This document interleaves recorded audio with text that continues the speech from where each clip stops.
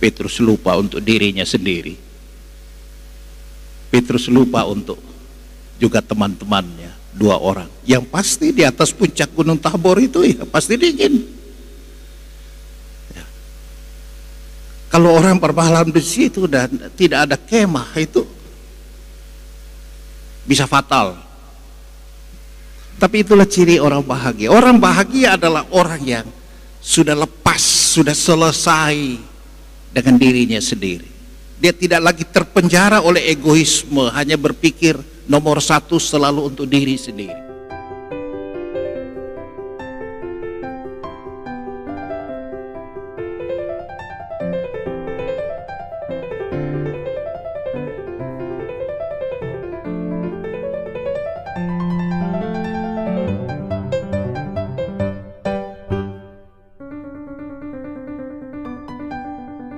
Saudara dan saudari, saya mau menarik perhatian kita pada apa yang menjadi ungkapan spontan dari Petrus ketika menyaksikan transfigurasi.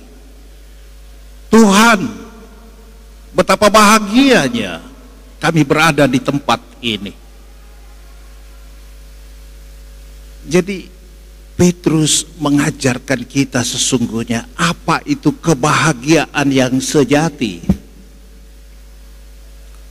Dalam hidup sehari-hari saya percaya kita semua mengalami yang namanya kebahagiaan. Pekerjaan kita bisa kita selesaikan dengan baik, bahagia. Ada promosi jabatan, kenaikan pangkat, kedudukan yang lebih baik dalam sebuah perusahaan, kita bahagia. Pendapatan dan rezeki bisa bertambah. Ada kebanggaan juga, kita dipercaya. Dalam relasi sosial kita punya banyak teman, kita bahagia, senang, artinya kita disukai orang.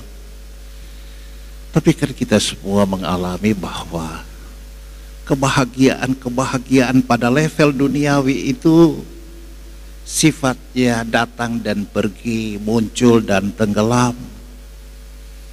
Sebentar ada teman yang begitu suka sama kita, dalam sekejap entah karena sebuah peristiwa dia menjadi musuh. Orang yang sangat membenci dan sangat anti kepada kita. Bisa terjadi. Dalam hal pekerjaan, hari ini kita punya pekerjaan yang bagus, tapi mana tahu besok ada kejadian luar biasa, kita dirumahkan, bahkan PHK, seperti banyak orang mengalami pada masa parahnya COVID kan. Itu kebahagiaan duniawi yang tidak pernah flat, tidak pernah menjadi kekal dan abadi. Tapi kebahagiaan yang kekal, yang abadi, itulah yang dialami oleh Petrus. Kebersamaan dengan Tuhan. Amin. Tuhanlah yang punya hidup ini. Tuhanlah yang selalu punya rencana terbaik, terindah bagi kita. Tuhanlah yang selalu menginginkan kita selamat. Tuhanlah yang selalu menginginkan merindukan kita semua ini adalah anak-anaknya yang baik, yang damai, yang bahagia, yang selamat. Maka saudara-saudari, dalam hiruk pikuknya dunia, juga di tengah kebahagiaan level dunia, jangan pernah kita mendekatkan diri pada Tuhan, mengalami kebersamaan dengan Tuhan untuk menikmati bahagia yang sejati. Bahagia dalam arti yang sesungguh-sungguhnya. Hati tenang, pikiran jernih, relasi yang baik. Itulah yang kita dapatkan dari Tuhan. Dan salah satu ciri orang berbahagia juga disaksikan oleh Petrus. Setelah dia mengungkapkan perasaannya, betapa bahagianya, Tuhan, aku berada di tempat ini bersama temanku ini, Yakobus dan Yohanes. Lalu dia masih sambung dengan kalimat berikutnya. Bolehkah saya membangun di sini 3 kemah? Satu untuk engkau Yesus, satu untuk Musa, satu untuk Elia. Menarik sekali saudara-saudari. Petrus lupa untuk dirinya sendiri.